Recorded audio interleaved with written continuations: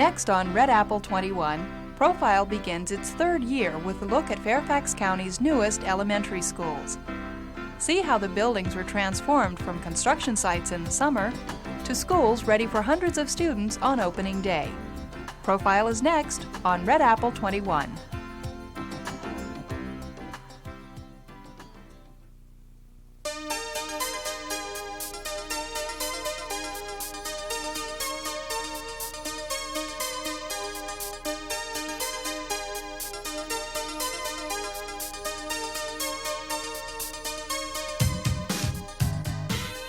Welcome to Profile, Red Apple 21's monthly series on schools in Fairfax County. This month, join us for a look at the 5 new elementary schools opened for the 1988-89 school year: Bonnie Brae, Crossfield, Drainsville, Sangster, and Silverbrook. You'll see how administrators and staff worked amidst construction and pressing deadlines to ready the schools for students. You'll also see how careful planning, cooperation, and teamwork were the key factors in opening the new schools. And at each of the 5 locations, we'll show you a different stage of the process, from organization and registration to open house and opening day.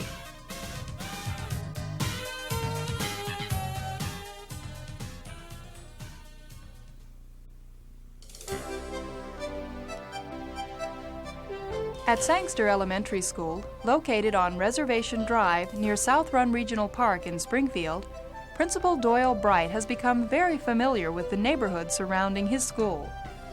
Students attending Sangster this year will be coming from 6 other schools in the area, and starting last April, Mr. Bright began organizing information about neighborhoods within his school's boundaries.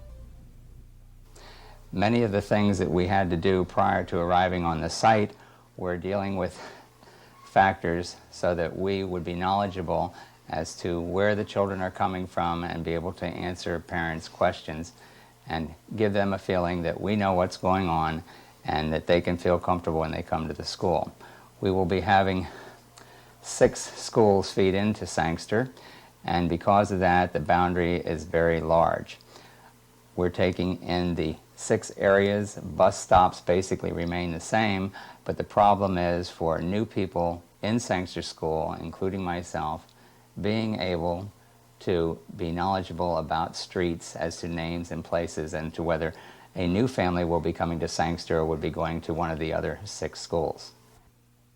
Because changing over to a new school can be a confusing process for children and parents, Mr. Bright felt that it was important to organize the information in a way that would be most responsive to their questions. The County Planning Department gives us a list of streets that will be coming to Sangster so that we know what families and even what house numbers on certain streets will actually come to our school. It's very possible for one side of a major street to not have children coming to this school and the other side going in a different direction also. The sheets become rather awkward to work with. What we need is a document that we can easily design and help parents in a very readily fashion. So we design a booklet like this where we're going to take all those sheets and condense them into the major areas so that a secretary or an administrator working with a parent will know immediately whether they are going to the right school, and we have that squared away. And a verification of residency. All right, let me just take your first page and we'll work with one. With many of the boundary questions answered in advance, the Sangster school community was able to start the registration process a few weeks after Mr. Bright and his staff moved on site. While construction crews worked inside, tables were set up for registration outside. Verify your residency, fine. And what grade is Kevin going into? Kevin will be in the 4th grade. Okay. And now your second page for Kevin. And you have your blue health form? Okay. Right. And that's your immunization record? Yes. All right, I'll take that. And I think that's all we need. Now, do you have other records from a previous school that you'd like to give to us? I can make copies of it if necessary. All right, I'll take that in a minute and make copies. Now, let's work with John. Do you have John's things? While parents registered their children outside, inside the Sangster staff and construction crews worked to ready the building for the September 6th opening day.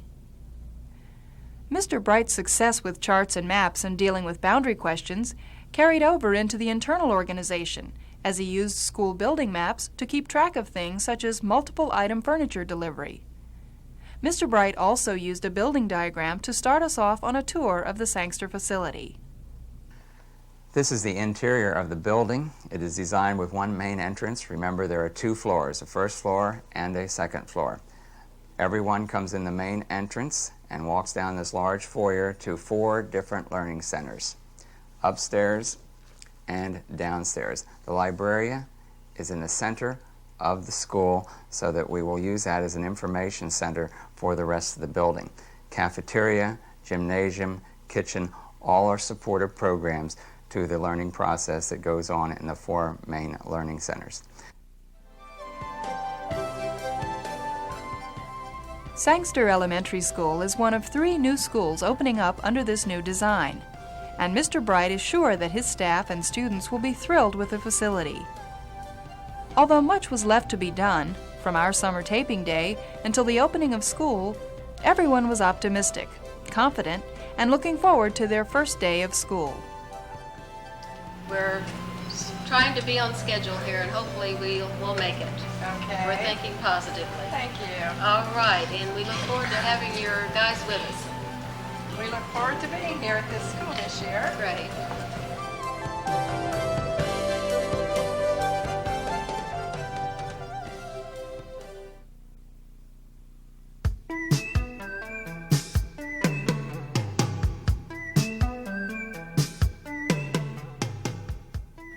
Drainsville Elementary School is located on Powell's Tavern Place in Herndon, about 1 mile from Herndon High School. And when we visited the school in late August, Principal Joya Foreman and her staff were just moving in. Although some of the common areas of the school were not yet complete, staff members found a way to meet, plan, and get ready for students in areas that were open to them. Hi, I'm Joya Kiola Foreman, principal at Drainsville. We are Wednesday before Labor Day, and school opens on Tuesday, so we have 5 days before the children return. Both construction crews, county crews, and teachers have been working very hard to get the school ready, and our classrooms are pretty well ready for students. Teachers have been working for the last 2 weeks. They came back 1 week earlier than most teachers report so that we could do some team building and planning for students. The staff at Drainsville sees opening a new school as quite a learning experience. They're excited about their new facilities and feel that the design of the school will offer great flexibility. We have some wonderful facilities. We have a beautiful library.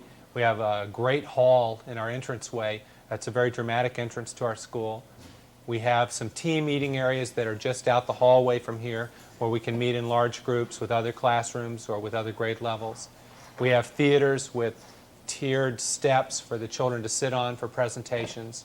There are lots of flexible spaces for us to use to meet the kids' needs, to do different kinds of projects, to expand, do bigger things. It's going to be a real challenge to use those spaces, and it's going to be very rewarding to know that we have so many options to meet kids' needs.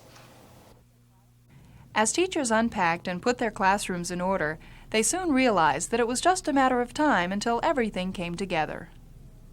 A week ago when we arrived here, there were things all over the place. In fact, we were still trying to figure out where our classrooms were located and if we could find them, crawling over boxes and going around different objects. But you could tell the outline of the building and you knew where you were going to be eventually, so there was hope. The weeks prior to the start of school also gave the Drainsville faculty the chance to meet and discuss issues such as goals for the year and building a school culture. During this whole construction process and the last 2 weeks when teachers returned, it's been exciting to watch them come together and work as a team. During the interview process that started in early April, we interviewed a little over 300 people, for teachers, custodians, and secretaries. So that the staff, I tried to find people who were experienced, who were relatively young in their career, who were just a few years away from retirement, so that we'd have a broad range of backgrounds and a broad range of experiences. They have been wonderful in working around construction workers, just as the construction workers have been great about working around the teachers.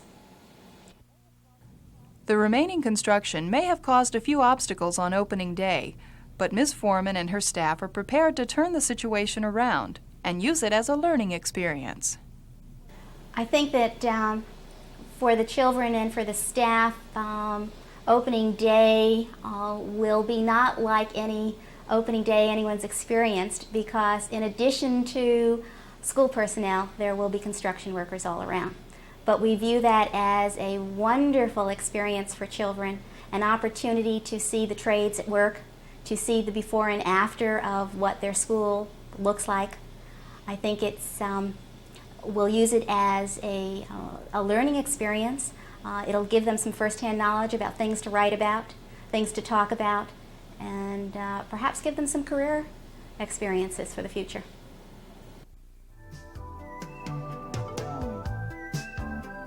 This was the way things looked at Dranesville Elementary on August 31st, but everyone was confident that the opening day deadline would be met.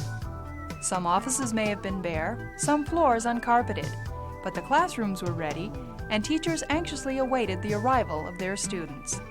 This is the Wednesday afternoon. We have Thursday, Friday, and bingo school opens. My room will be ready, but there's still a lot of hammering, painting, sawing, repainting, hammering again, wiring, moving, vacuuming, and you haven't even seen the outside. The inside looks a lot better than the outside. Am I worried?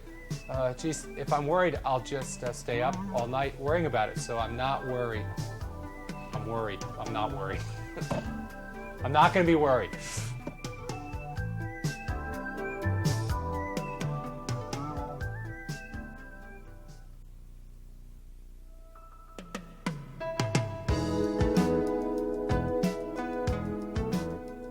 Teachers at Crossfield Elementary, located in Fox Mill Park in Herndon, found that opening a new school requires much more than unpacking and organizing materials. They discovered, through teacher in-service activities, that building a school culture, determining values and traditions, and developing a team atmosphere were also priorities for a newly united faculty. From August 24th through August 30th, Principal Nat Emery and his staff made use of 5 additional teacher in-service days and took part in team-building activities, which included small and large group meetings, and started off with a field trip. The name of the park is Hemlock Overlook. It is a Northern Virginia regional park, and it has a ropes course. In some places it's called Ropes and Initiatives. There's a similar one at Madeira called Day Quest. There is a ropes course very much like it that some people may be familiar with at Camp High Road. But it is similar to an adult obstacle course with not physical obstacles necessarily. It is a trust-building exercise. It is an exercise in how to do things cooperatively, how to include people. For me, one of the things that I saw happening all around me yesterday was people pushing limits. For some people, the limits. The team-building activities, similar to the ones demonstrated here by children, taught faculty members how to identify and solve problems in a way that would best benefit the group. Things that happened yesterday worked into today, because in talking about a lounge, it would mean possibly moving somebody's machinery that is close to their room to another place. Conveniences that would make somebody convenient and somebody else inconvenient as far as groups of people. And one of the things that I saw happen today were suggestions that were very humanistic, where if we do something that's going to impact on a group of people or just one person, then we have to have their consent that that they would allow that and want that. And you know, that's part of what we've been through the last couple of days as far as building collegiality. I didn't do that because... As the issues were discussed and teachers made decisions that would form a framework for the day-to-day operations at school, they also moved closer to creating a long-range school culture. But I feel like we're part of the future, and that in order to improve education, we have to do things like we've been doing, building a school culture, building an atmosphere around us that is so comfortable for the adults that it goes upon the children too. And we take what we learn as adults and put that in our classroom, make our classrooms comfortable. I think it's something that is going to occur in education, because I think it's a very professional way of improving education. I think we're also lucky that we do have this time before opening to work on those things, whereas schools that are established don't necessarily have that time. Establishing an identity is very important during a new school's first year, and ideas that surfaced in the in-service sessions will be carried over into the classroom at Crossfield as administrators, teachers, and students work together to strengthen their team. I think the first step for a lot of us would be to be doing some team building within our own classrooms, because it is very important. It's so important. Because I can see us using that same, the same system that you used with us yesterday in our classrooms, because you have more cooperation with the kids, and you establish that trust and that interaction and that caring and that working together to solve problems in your classroom. Then it seems like you'll have a smoother year. That system will be in place and it'll work for you the whole year. Kids will learn more and they'll feel more comfortable, and you'll have a better learning environment.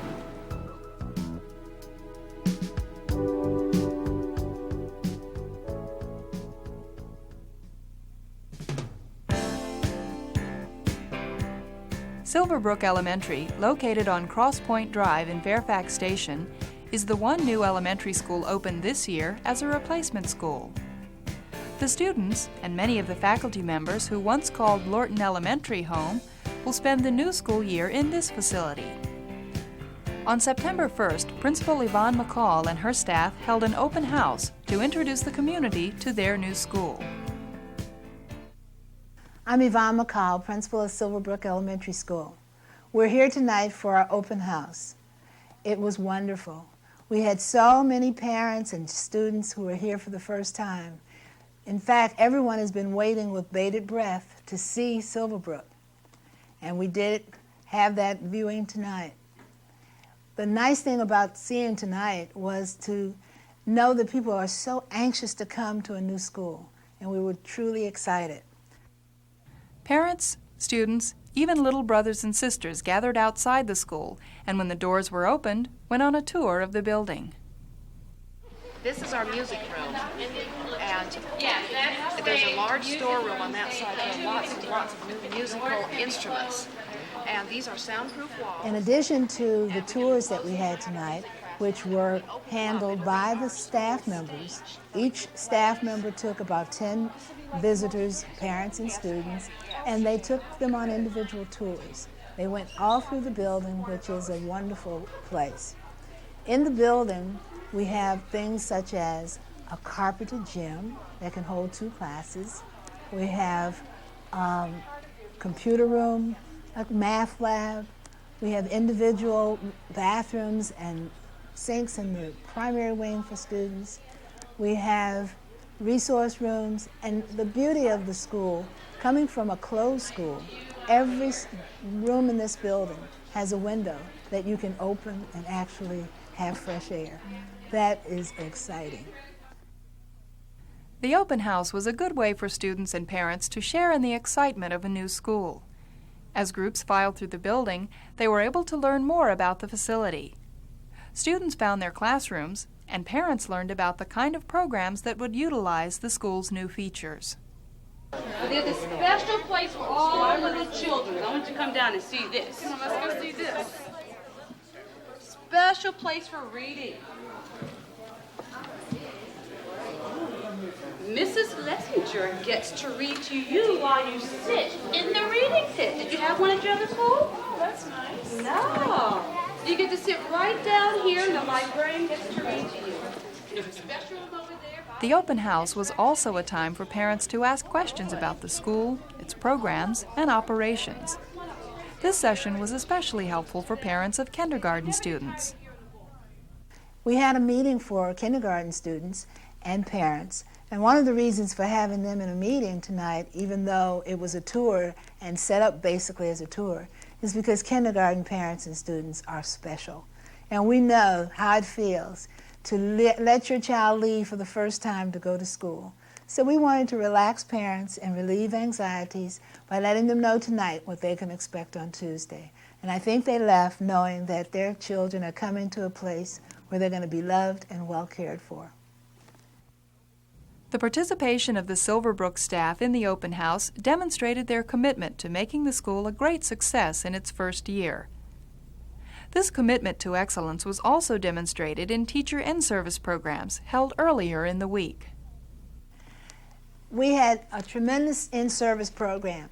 Our teachers came back on the 16th of August, and we've been together for 2 weeks prior to tonight. So there's been a lot of bonding that's already started with the staff and the faculty and the support staff.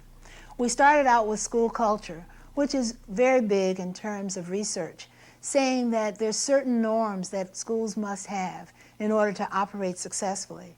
We enjoyed studying about the norms, and we got our school culture together. We also wrote up the mission of Silverbrook, and we know who we are and what we're all about. We know that we want a school where we'll help to make it happen for kids. Ms. McCall and her staff were confident that the planning and organization that went into the open house would result in a successful opening day. By involving students and their parents prior to the first day of school, she knew that all the questions would be answered, curiosity satisfied, and that everyone would feel right at home from day one. The first day of school is going to probably run more smoothly than any school in Fairfax County. Number one, children will know where they're going. Number two, with the staff that we had tonight here to guide and lead and direct, no one is going to be lost. Parents don't have to come to school with their children. All they have to do is give them a hug, give them a kiss, tell them they love them, and send them to us.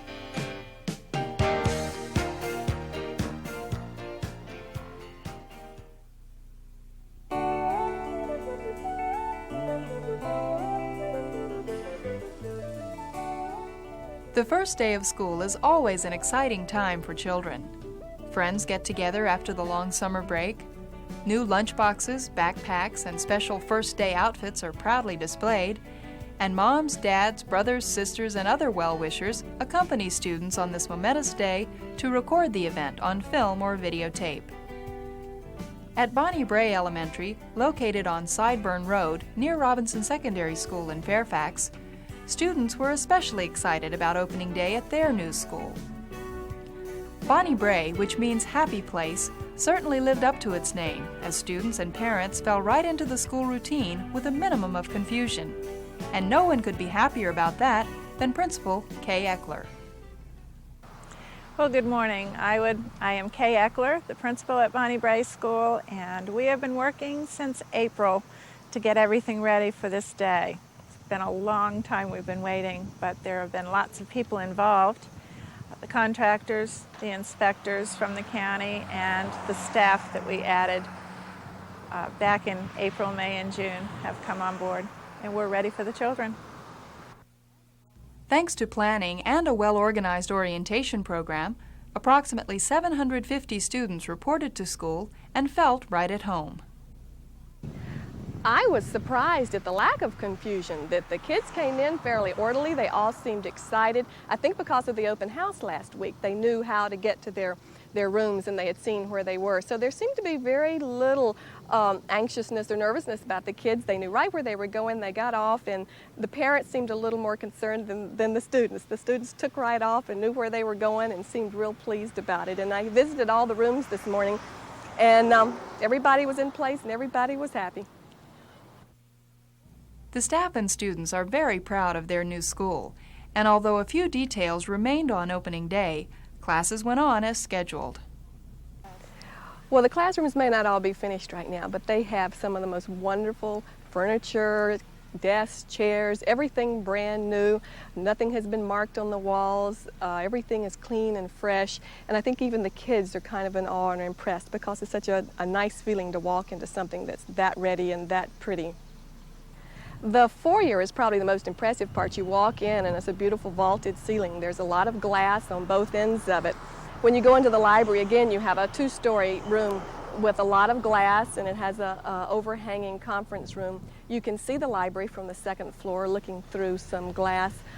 Several conference rooms have windows in them. A lot of the classrooms have a lot of windows along the edge of them so that people can see in as they go by, and also it adds light to the rooms.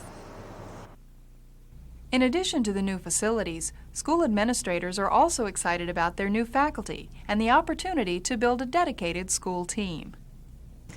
I think the biggest advantage is that all of us as administrators have certain ideas of how we feel that we can best meet the needs of every child. And I've had the opportunity to handpick my staff, and that in itself is just a wonderful venture. I don't think that anyone, until they've opened a school and has handpicked all of their members, will really realize the impact.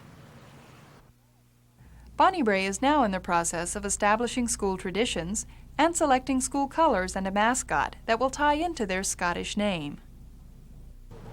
Well, Bonnie Brae means a happy place, and we think that's a very appropriate name for our school.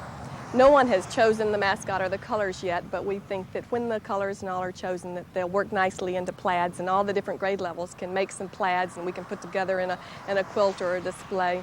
And we think it's a nice theme for the school and a happy one.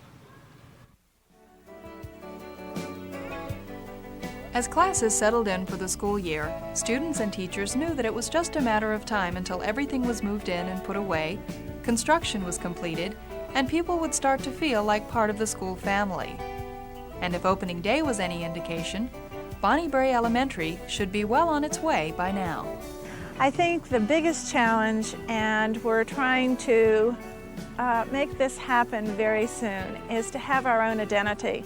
Children are coming from so many different schools that we don't want to be an extension of another school. We want to be Bonnie Brae, and we're working very hard so that the children will feel an allegiance to us here and to the staff, not just to the building, but to all of us who are working for them.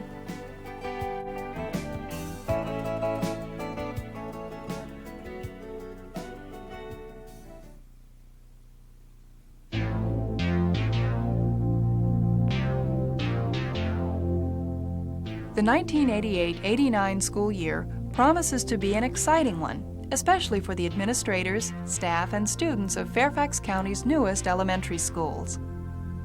Thanks to the hard work and cooperation of school personnel and construction crews, all schools opened on time and students have become familiar with their new surroundings. Opening a school is an enormous job, but as we learned from Doyle Bright at Sangster Elementary, Joya Foreman at Drainsville, Nat Emery at Crossfield, Yvonne McCall at Silverbrook, and Kay Eckler at Bonnie Brae, cooperation, organization, and patience are the key factors. Add to that a dedicated staff and an eager student body, and you have the formula for an exciting and successful first year.